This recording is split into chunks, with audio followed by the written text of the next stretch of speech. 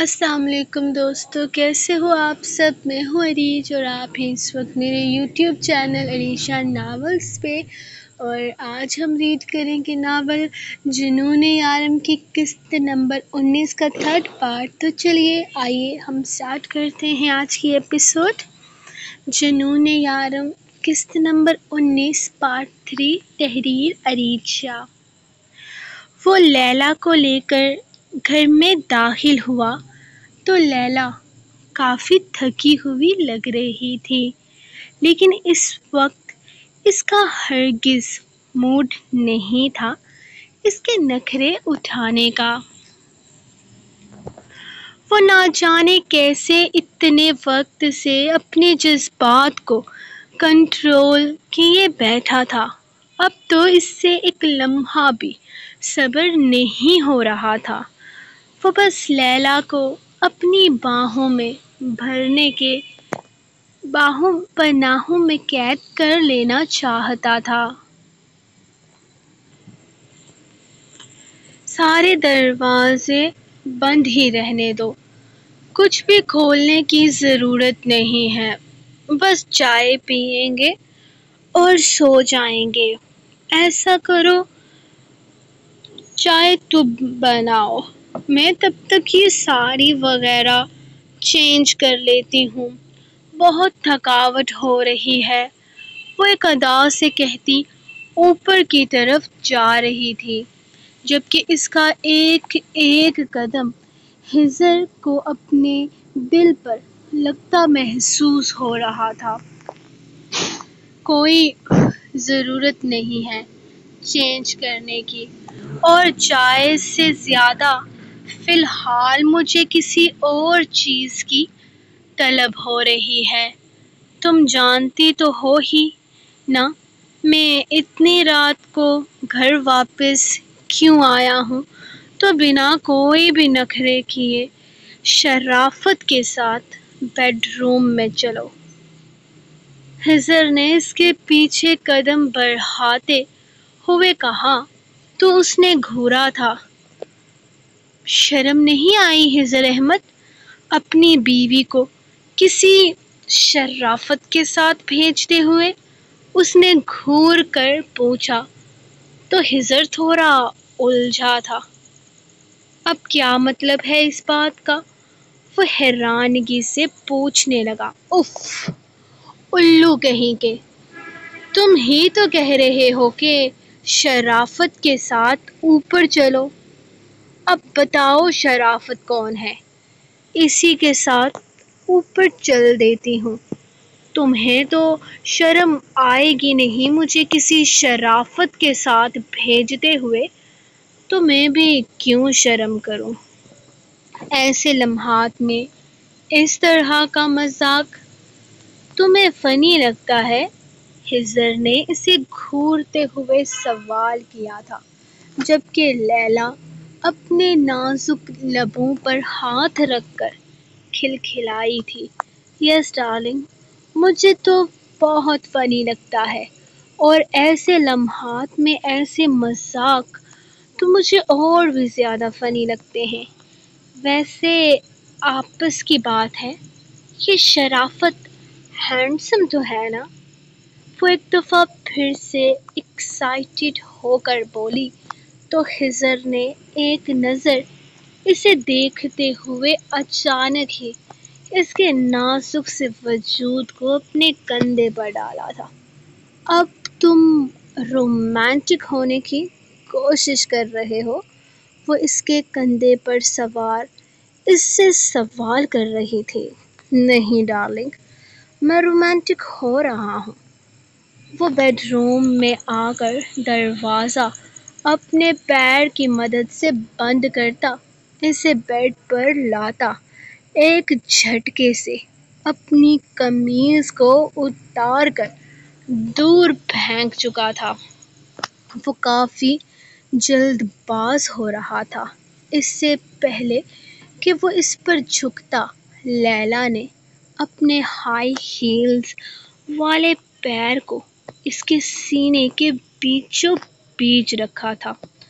تم جب اس طرح آنکھوں میں خماری لے کر مجھے دیکھتے ہو نا تو کافی ہاٹ لگتے ہو، لیلا نے اسے دیکھتے ہوئے کہا تو اس نے مسکرا کر اس کے ہائی ہیل کو اس کے نازک پیروں سے الگ کیا تھا۔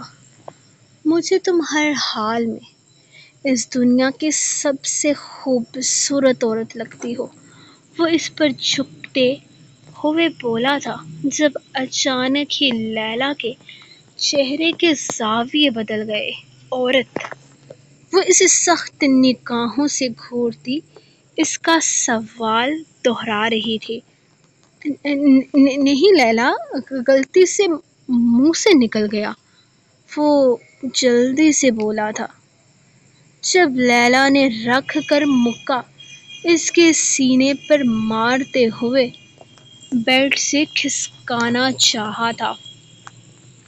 ارے میری نور نظر، میری جان من، جان بہاراں، میری منظور نظر، میری زندگی، میرا سب کچھ، اس دنیا کی سب سے حسین دوشیزہ، میری آنکھوں کی ٹھنڈک، میرے دل کا قرار، ایسے مت بولو یار۔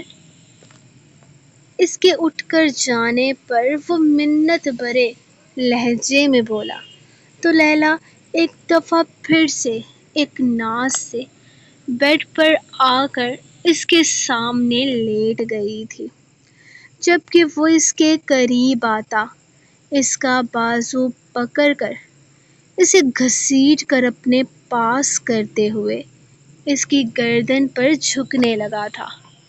اس کے انداز میں خماری تھی، مدہوشی تھی۔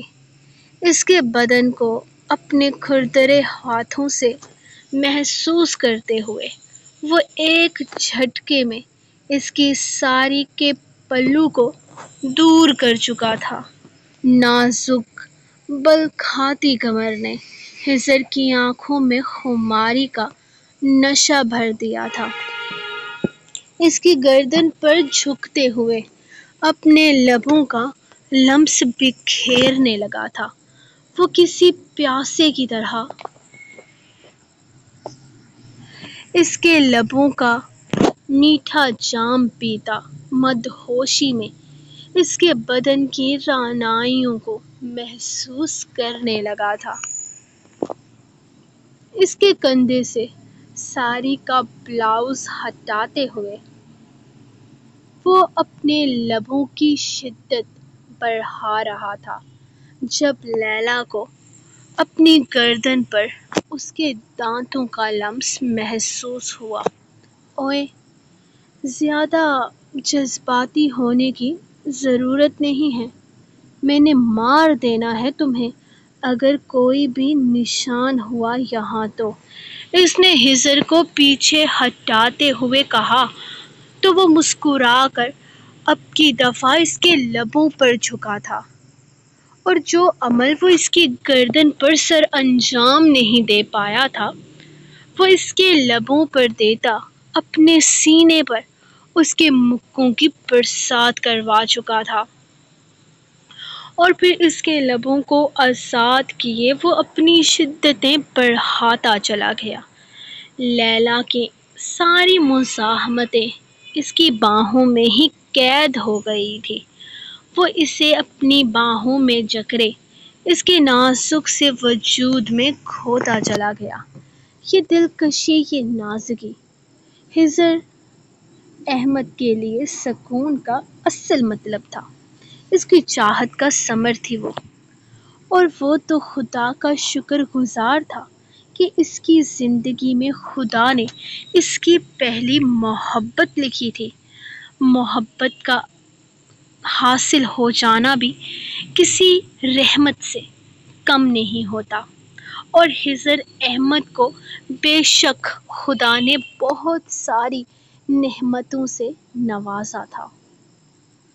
وہ جتنا اس کی نعمتوں کا شکریہ ادا کرتا اتنا کم تھا۔ پری یار پلیز، تم پہلے یہ دوائی کھا لو، پھر تم اپنی تیاری شروع کر دینا۔ مجھے کوئی مسئلہ نہیں ہے، میں بالکل ٹھیک ہوں۔ مجھے دوائی نہیں کھانی، مجھے تیار ہونا ہے۔ راستہ چھوڑے میرا، پری جان چھراتے ہوئے بولی تھی۔ ایسے مت کہو پری، دیکھو اگر تم دوائی نہیں کھاؤ گی تو پھر تم سارا دن ایکٹیو کیسے رہو گی؟ درک دوائی لیے اس کے پیچھے پیچھے آ رہا تھا، جبکہ اس کی ایکٹیو والی بات پر اس نے گھور کر درک کو دیکھا تھا۔ او ہیلو مسٹر، کس پاگل نے آپ سے کہا ہے کہ یہ دوائی کھا کر بندہ ایکٹیو رہتا ہے؟ میں ایکٹیو نہیں رہتی بلکہ لیزی ہو جاتی ہوں یہ دوائی کھا کر۔ مجھے ہر طرف ٹکریں نہیں مارنی ہیں، پیچھے ہٹیں، اسی لیے میں کچھ بھی نہیں کھانے والی۔ میں سارا دن اس کے بغیر ایکٹیو رہوں گی، وہ کہتے ہوئے اپنی جان چھڑاتی وہاں سے بھاگنے کا ارادہ رکھتی تھی۔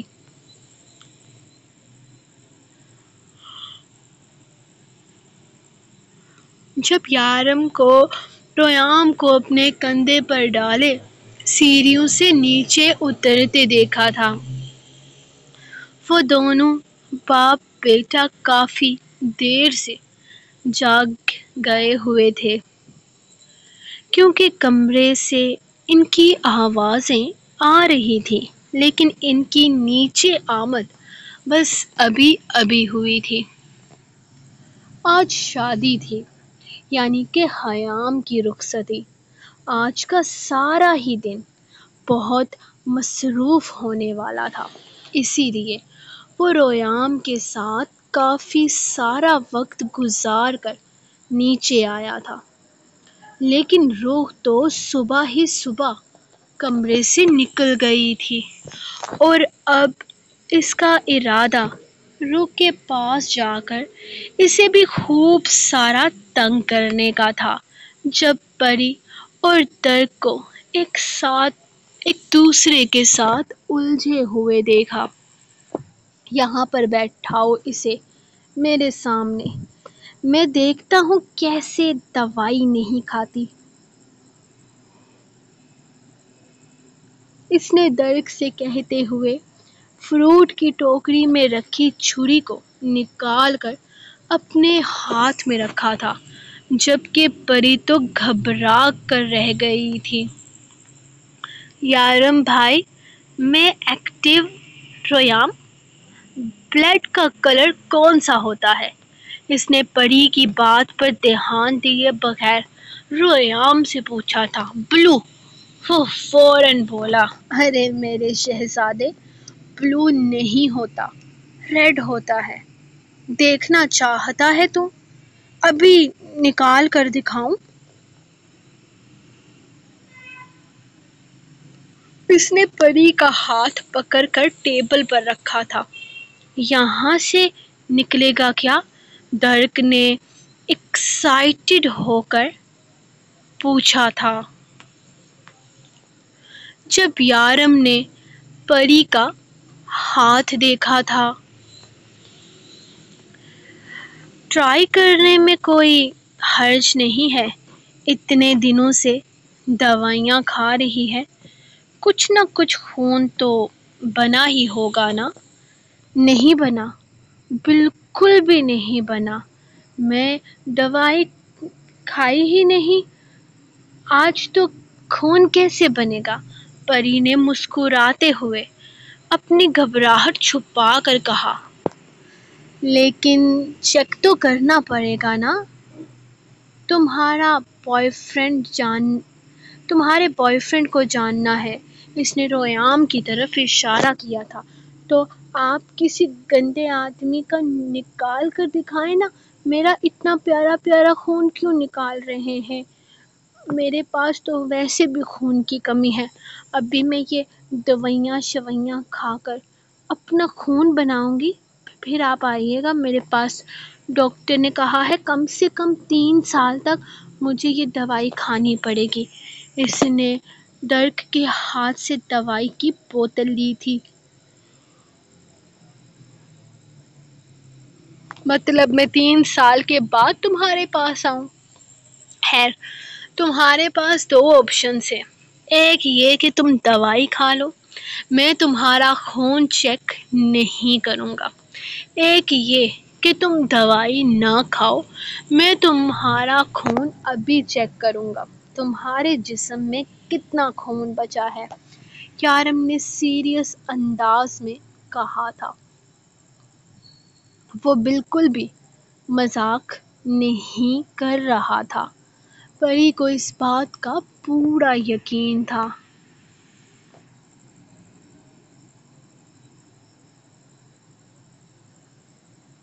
جبکہ ڈرک نے فوراً سامنے سے اسپون اٹھا کر اس سے بوتل لیتے ہوئے دوائی اسپون میں ڈال کر اس کے لبوں کے قریب کی تھی، پری نے فوراً منہ کھولا تھا۔ کڑوی ہے؟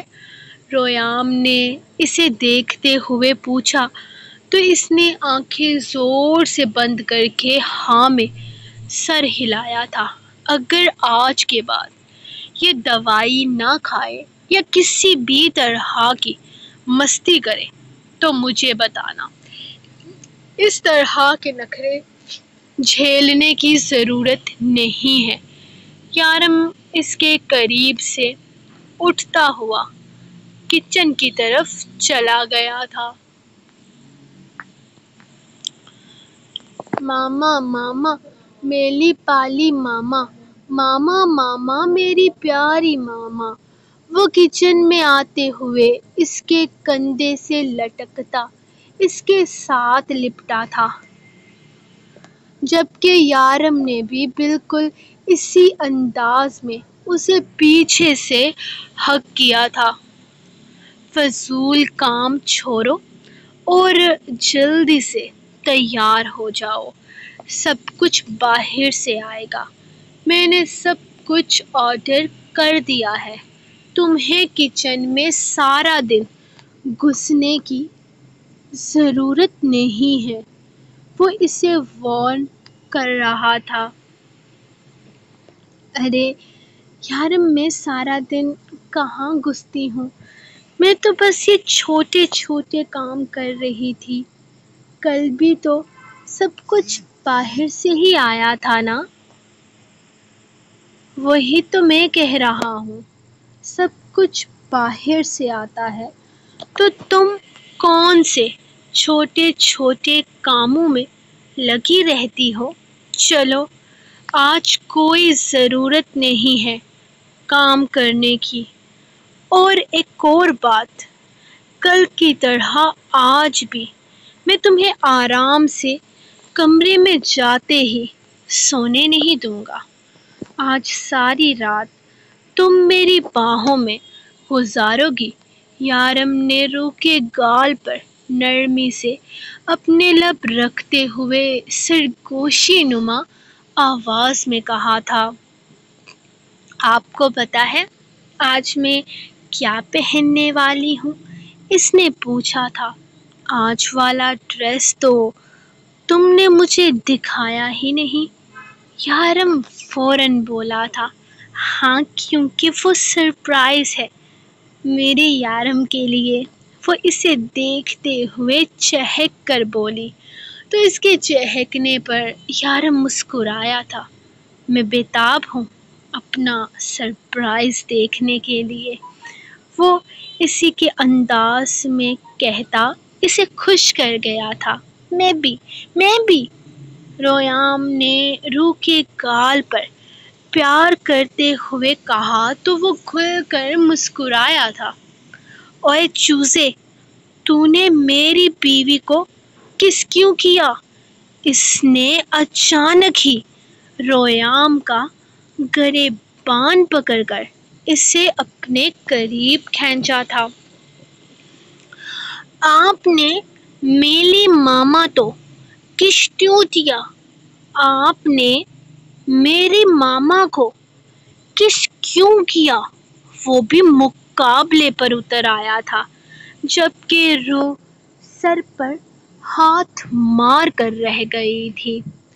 آپ لوگ مہربانی کر باہر جا کر لڑیں، میں نے ناشتہ کر کے تیار ہونا ہے، پلیز۔ اس نے ریام کو یارم کے حوالے کرتے ہوئے باہر کا راستہ دکھایا تھا، جبکہ یارم کو تو موقع مل گیا تھا۔ وہ اسے گھسیٹ کر باہر لایا تھا، جبکہ وہ ماما ماما کرتا رہ گیا۔ اسے اپنے معصوم بچے پر ترس تو آیا تھا، لیکن اسے یارم سے بچانے کا مطلب تھا خود ہی یارم کے شکنجے میں پھنسنا، اور اس وقت وہ پھنسنا ہرگز نہیں چاہتی تھی۔ ابے کیوں بلبل کر رہا ہے میرے بچے؟ میں تجھے اپنے ساتھ تیار کروانے لے کر جا رہا ہوں۔ آج بابا اور ریام سیم ٹو سیم ڈریس پہنیں گے نا؟ میں تو صرف اپنے پیارے سے بچے کو تیار کروں گا اپنے ہاتھوں سے۔ وہ اسے پیار سے اپنے کندھے پر ڈالے ہوئے اس کے گال چومتے ہوئے بولا، پتا پتا، پکا پکا؟ اس نے پوچھا تھا۔ پکا پکا میری جان کے ٹوٹے، نہیں کرتا تیرے ساتھ بے ایمانی، آجا۔ وہ اسے یوں ہی اٹھا کر اوپر اپنے کمرے کی طرف لے گیا تھا، جبکہ نہ چاہتے ہوئے بھی ریام نے اس پر یقین کر لیا تھا۔ آرت بھائی، یہ رہا آپ کا آج کا ڈریس، آپ اسے پہن کر تیار ہو جائیں، یہ میں نے بنوایا ہے آپ کے لیے۔ وہ کمرے میں آتے ہوئے اس سے کہنے لگی تھی، جبکہ آرت نے بیڈ پر رکھی خوبصورت شیروانی کو دیکھا تھا۔ ارے روح، اس کی کیا ضرورت تھی؟ میں نے تمہیں بتایا تھا نا، میرے پاس بہت سارے کپڑے ہیں۔ تم نے خواہ خواہ زحمت کی، وہ شرمندہ سا ہو گیا تھا۔ ارے اس میں زحمت والی کون سی بات ہے؟ ہر بہن اپنے بھائی کی شادی کا جوڑا خود بنواتی ہے، تو میں نے بھی تو آپ کی شادی کا جوڑا بنوانا ہی تھا نا۔ دیکھیں آپ کو پسند آیا یا نہیں؟ یہ ڈریس اور ریام کی ڈریس بالکل سیم ٹو سیم ہے، مطلب کلیکشن سے۔ تو پھر مجھے بہت پسند ہے۔ وہ روح کی بات کاٹتے ہوئے بولا تو روح کھلکھلا کر ہنسی تھی۔ ویسے یارم نے آپ کے گولڈن پیریڈ کا بیڑا غرق کر دیا ہے، اب جلدی سے اپنی تیاری کیجیے، یہ نہ ہو کہ آپ کی شادی پر بھی آپ کو آپ کی بیوی دینے سے انکار کر دیں۔ وہ مسکراتے ہوئے کمرے سے باہر نکل گئی تھی، جبکہ اپنے گولڈن پیریڈ پر رونے والا اپنی گولڈن نائٹ کو برباد ہوتے ہرگز نہیں دیکھ سکتا تھا، اسی لیے فوراً اپنی تیاری کرنے لگا۔ تقریباً 4 بجے تک سب ہی تیار ہو چکے تھے۔ ہزر نے خود کمرے میں آ کر آرت کی تیاری دیکھی تھی، جو اسے قابل قبول لگ رہی تھی۔ اب اتنا فیشن سینس اس میں بھی نہیں تھا کہ اس کی تیاری کو ٹھیک یا غلط قرار دیتا۔ کیونکہ شارف نے اس کے بالوں کو الگ سے لک دی تھی، وہیں رخ اس کے لیے اسپیشل پگ لے کر آئی تھی جو اس نے آج دلہا بن کر پہننی تھی۔ اسے دلہے کی ٹوپی کچھ عجیب تو لگ رہی تھی، لیکن یہ رسم کے مطابق پہنی جاتی ہے، اسی لیے اس نے کسی طرح کا کوئی اعتراض نہیں اٹھایا تھا۔ اور ویسے بھی اس وقت تو اسے صرف اپنی دلہن سے مطلب تھا، اسے اس کی دلہن مل جائے، اسے اور کچھ نہیں چاہیے تھا۔ وہ لوگ اسے اپنے ساتھ لے کر باہر آئے تو اسے یارم وہیں ڈارک بلو کلر کی قمیض شلوار میں صوفے پر بیٹھا نظر آیا تھا، جبکہ رویام کو تو آج اس نے خود تیار کیا تھا۔ رویام بھی آج ڈارک بلو کلر کی قمیض شلوار میں پیروں میں کھوسا ڈالے ہوئے تھا۔ وہ ننھا سا شہزادہ تو ہر روپ میں قیامت ڈھاتا تھا، لیکن آج یارم نے صرف لباس چینج کر کے دلہے کو مار دے رہا تھا۔ چلو اس کو لے کر اسٹیج پر چلو، وہ لوگ خیام کو لے کر آ رہے ہیں۔ اس نے انہیں اوپر جانے کے لیے کہا تھا، جبکہ اس کی نگاہیں تو اپنی روح کو ڈھونڈ رہی تھی۔ وہ اسے کیا سرپرائز دینے والی تھی؟ آخر ایسا کیا پہننے والی تھی وہ؟ یارم جاننے کے لیے بے قرار تھا۔ خیام بے حد خوبصورت لگ رہی تھی۔ سرخ رنگ کے لہنگے نے اس کے معصوم حسن کو چار چاند لگا دیے تھے۔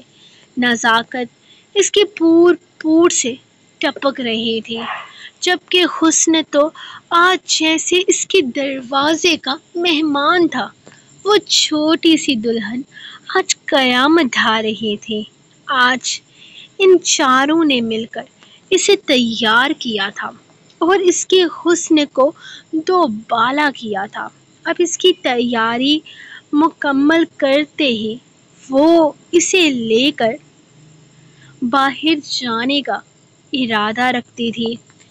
اس کے اوپر دوپٹہ پھیلاتے ہوئے اسے تھام کر باہر اسٹیج کی طرف لانے لگی، جبکہ اس کی نگاہیں اس دروازے کی طرف تھی جہاں سے وہ لوگ خیام کو نکال رہی تھی۔ آگے پری اور لیلی تھی، جبکہ معصومہ اور روح نے دوپٹے کو پیچھے سے پکڑ رکھا تھا۔ وہ خیام کو دیکھ کر ہلکا سا مسکرایا تھا، وہ بہت پیاری لگ رہی تھی۔ وہ اسے اسٹیج کی طرف لے جانے لگی تو روح نے خود کو یارم کی نگاہوں کے حصار میں پایا تھا۔ عورت نے اٹھ کر اس کے سامنے اپنا ہاتھ پھیلایا تھا، جس کو کچھ ہچکچاتے ہوئے تھام کر خیام کو اسٹیج کے اوپر چڑھانے لگا۔ روح یارم کی نگاہیں خود پر محسوس کرتی ہوئی آہستہ سے مسکرائی تھی۔ ارادہ اس کے پاس جا کر تعریف وصول کرنے کا تھا، لیکن جیسے جیسے وہ یارم کی طرف قدم بڑھا رہی تھی، اس کی آنکھوں میں ایک وحشت سی اتر رہی تھی۔